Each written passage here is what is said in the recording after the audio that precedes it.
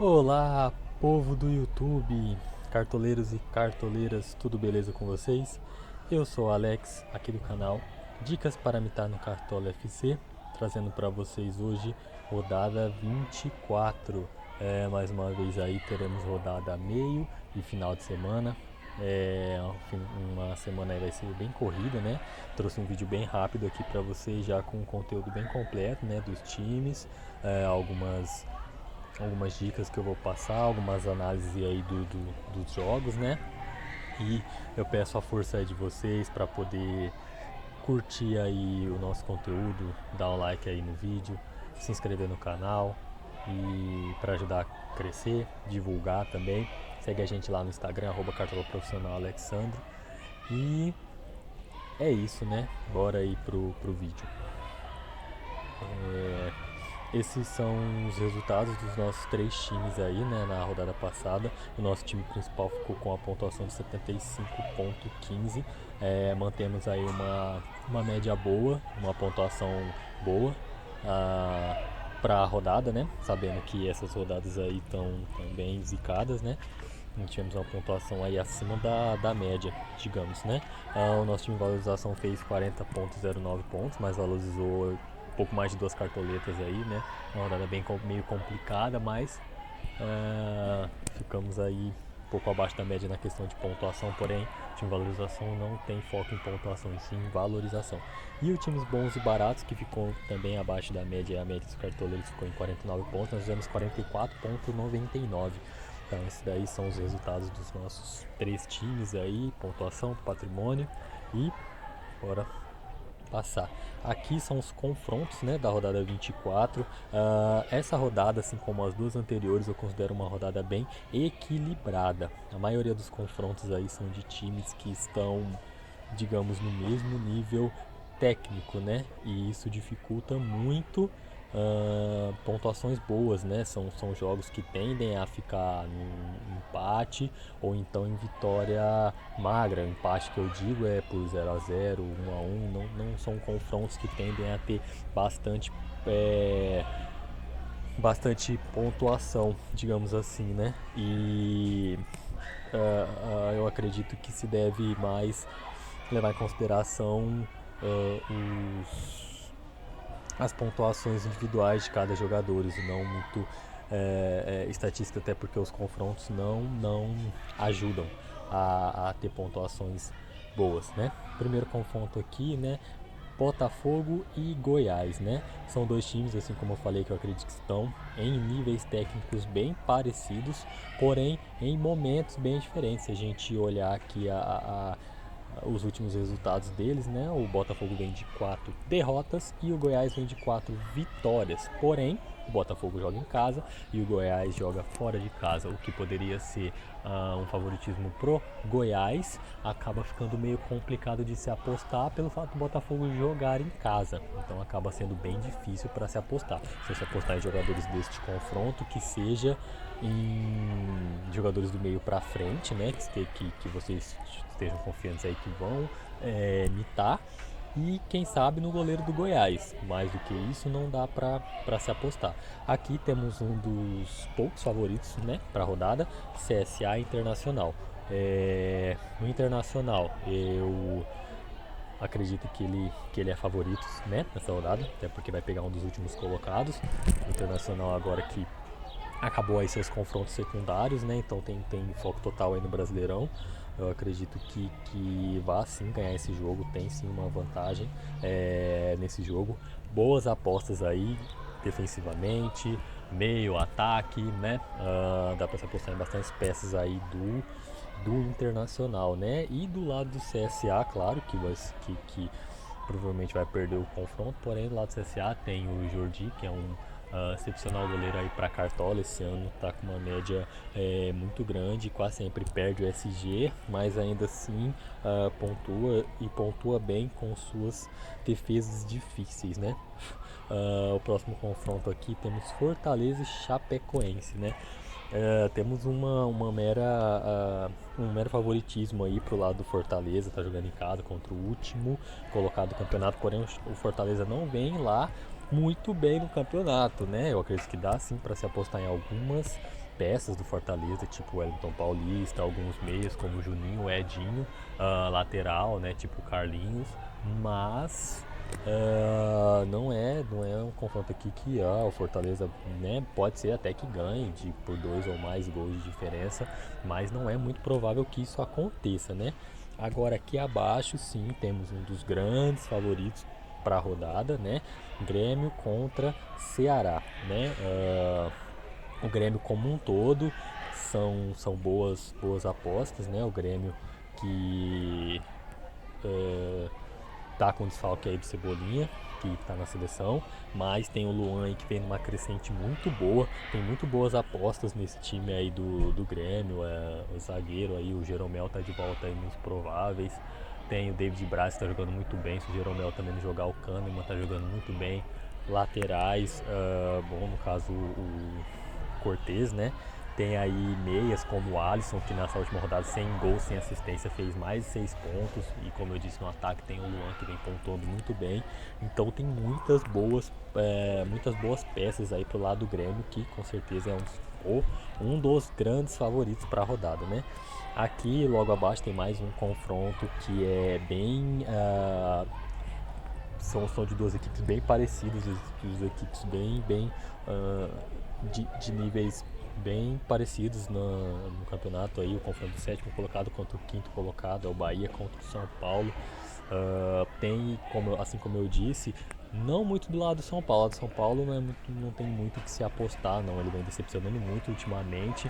Mas do lado do Bahia tem sim algumas peças individuais aí que pode sim se apostar. Nino Paraíba, Moisés, os laterais do Bahia vem pontuando muito bem. O setor defensivo do Bahia também está bem forte, né? Tá nessas últimas rodadas está se consolidando, passa alguns jogos aí sem sofrer gols, né? E o Douglas Friedrich, né, que é um ótimo goleiro aí já há um tempo para Cartola. No ataque aí tem o Gilberto, que essa última rodada sem gol, sem assistência, fez 12 pontos, cara. Foi uma mitada assim muito grande. Se tivesse feito um gol aí, faria mais de 20, cara. Assim, é impressionante mesmo. Então o Bahia tem boas peças aí individuais para se apostar em um confronto, como eu disse, equilibrado, porém tem peças que por si só já são boas, né? Aqui mais um confronto muito equilibrado de duas equipes que não estão muito bem. No caso do Fluminense aqui, no caso desse confronto, aliás, o confronto do Cruzeiro contra a Fluminense. Cruzeiro pelo fato do seu peso, né, também de ter jogadores de peso, a gente espera que uma hora ou outra ele vá se reerguer da situação. Porém, já há um tempo não acontece isso, né? Fica meio a gente fica sempre na dúvida, né? Aposta no Cruzeiro, não aposta no Cruzeiro. No ano passado o Fred fez gol, a gente apostou no Thiago Neves, não foi muito bem. Fluminense, já no caso do Fluminense, ele vence, se não ganhou algumas posições aí depois que acabou a Sul-Americana, né? Também tem peças individuais muito boas, como o Ione Gonzalez, né? Que joga muito bem. Do lado do Cruzeiro tem peças individuais assim que com certeza muita gente apostaria, né? No caso do próprio Thiago Neves, do Fred, porém o Dedé também. Só que não tá, não estão num Cruzeiro não vive um momento muito bom como um todo, né? Então fica bem difícil se apostar nesse jogo aí. Mais abaixo, mais um jogo super complicado, né? Tem pessoas aí apostando nos laterais do Santos nesse confronto entre Santos e Palmeiras, porém clássico eu não gosto de escalar jogadores em clássico. Eu acho um clássico super equilibrado, clássico com muito provável possa acabar ficando no 0 a 0, no 1 a 1, né? Jogadores podem tomar cartão nesse confronto. O clássico sempre é um jogo bem pegado, de nervosismo, os ânimos alterados, né? Então, muita probabilidade de cartão. Eu não gosto muito de escalar jogadores em clássicos, né? Porém, assim como eu disse, tem os jogadores aí que têm suas características próprias aí que podem pontuar bem, assim como tem o Jorge do lado do Santos, que mesmo se perder o SG pode muito bem recuperar essa pontuação em roubadas de bolas e finalizações, assim como no Palmeiras tem o Diogo Barbosa e o Marcos Rocha que rouba muita bola, né? Tem muitas pontuações, então se for em questão de de individualismo, né? Individualismo tem sim alguns jogadores, mas eu não aconselho muito apostar em jogadores em confrontos assim. E embaixo, um outro confronto muito difícil de se apostar, Corinthians contra o Atlético Paranaense. Eu acredito que o Corinthians tem um pouquinho de favoritismo pelo fato de ter uma defesa muito consistente, estar jogando em casa. A gente sabe que o Atlético Paranaense em casa é muito forte, porém fora de casa já não é tão assim, né? Se bem que no último jogo ganhou do Bahia fora de casa, né? E nos últimos acho que 5 jogos fora de casa o Atlético Paranaense tirou o SG de todos, né? Mas o Corinthians tem a defesa mais sólida aí do campeonato, então tem bastante gente apostando em defensores do Corinthians. Até alguns meios como o Matheus Vital, né? E eu acredito sim num pouco favoritismo aí pro lado do Corinthians, porém também é um confronto que eu acredito que possa sim sair vitória pro lado do Corinthians, mas uma vitória de 1, no máximo 2-0, que não possa vir uma mitada assim muito grande de alguns jogadores, né? Tem alguns jogadores, assim como eu disse, por características individuais que possam ter boas pontuações, assim como é o goleiro Cássio, o Fagner, os zagueiros do Corinthians, né? Que pelo fato de ter uma defesa bem sólida, na verdade a defesa do Corinthians como um todo tem uma probabilidade boa de ter uma pontuação razoável aí, né? E como eu disse aí, o Matheus Vital aí no meio que pode estar surpreendendo também, que com certeza aí se sair algum gol na partida, né, que muito provavelmente vai passar pelos pés dele, né. Aqui mais abaixo temos Avaí e Vasco. O Vasco, cara, tem um pouco de favoritismo nesse confronto, né? O Avaí é o penúltimo colocado aí do campeonato.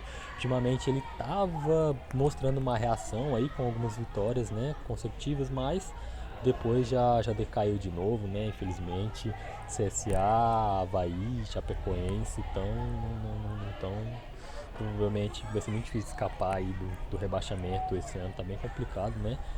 Mas o Vasco também não tem como se apostar em muitos jogadores do lado do Vasco, né? Bem complicado. Então tem algumas peças assim como o Rossi do Vasco, né? Batedor de pênalti aí que quem sabe pode acabar dando uma mitada aí nessa rodada, mas não tem muito que se destacar nesse confronto também não. E aqui mais abaixo temos o outro grande favorito para a rodada aí, que é o Flamengo contra o Atlético Mineiro, né? Eu acredito que com certeza ele vai sair vencedor nessa rodada. O Flamengo com alguns desfalques aí, né? Por lesão, né? Ou suspensão também convocados para a seleção, mas ele consegue repor bem aí, né, esses desfalques, né? Claro que não fica com a mesma qualidade técnica do que ficaria se tivesse com o time titular, mas o Flamengo sim, muito favorito, né? Muitos jogadores podem ser apostados, goleiro, o Diego Alves, os zagueiros, no caso o Pablo Mari está vindo muito bem, muito forte na bola aérea, teve uma finalização na trave nesse último jogo, pontuou muito bem. Os laterais, o Rafinha faz bastante assistência, o René, que entra no lugar do Felipe Luiz, também rouba muita bola. No meio, o Everton Ribeiro está jogando muito bem também, assim como o Gerson. No ataque também o Bruno Henrique na rodada passada estava como dúvida, quem confiou que ele fosse jogar se deu muito bem, fez mais 17 pontos aí, então o Flamengo como um todo aí é muito bom para se apostar, né? Então eu acredito que tem confrontos bem equilibrados, né? Que deve se apostar mais em individualismo aí de cada jogador, né? Nas suas qualidades, né, individuais de cada um aí, e que não tem muitos confrontos favoráveis, né? Os mais favoráveis que eu acredito que é o Flamengo contra o Atlético Mineiro que está muito bem mal aí no campeonato, né? Grêmio contra o Ceará, né? E são esses jogos aí, o Internacional contra o CSA também, para mim são os três grandes favoritos aí da rodada, né? A base do time tem que ser eles aí, se tiver mais alguma aposta em algum desses outros jogadores aí, como eu disse, por suas características individuais, né? E aí o nosso time principal ficou assim com o Jorge Jesus de técnico, o nosso goleiro Douglas Friedrich, os nossos laterais Rafinha e Bruno Cortes, No lugar do Rafinha, eu pensei em talvez colocar o René. Eu acho que esse é um jogo bem bom pro Rafinha. Eu acredito sim que ele possa ter uma pontuação boa, boa assim nessa rodada. Eu tô acreditando nele. Não costumo colocar ele, eu sempre acabo colocando o Felipe Luiz. O Felipe Luiz, claro, tá fora, né? Mas eu acredito que o Rafinha possa sim dar uma mitada nessa rodada. E nossa dupla de zaga mais forte do Brasileirão aí de todos os tempos. Vitor Cuesta e Jeromel, é esse que tá aí todo branquinho aí, bugadão, é o Jeromel aí, voltou a aparecer nos prováveis. Já escalei logo antes que ele saia. Se ele sair, claro, pode ser substituído muito bem pelo David Braz, tá jogando muito bem também. E o Pablo Mari também é uma outra boa opção de zagueiro nas laterais aí. Como eu disse, os laterais do Bahia também são muito boas opções para essa rodada. O nosso meio ficou com Everton Ribeiro, Rodrigo Lindoso e Alisson.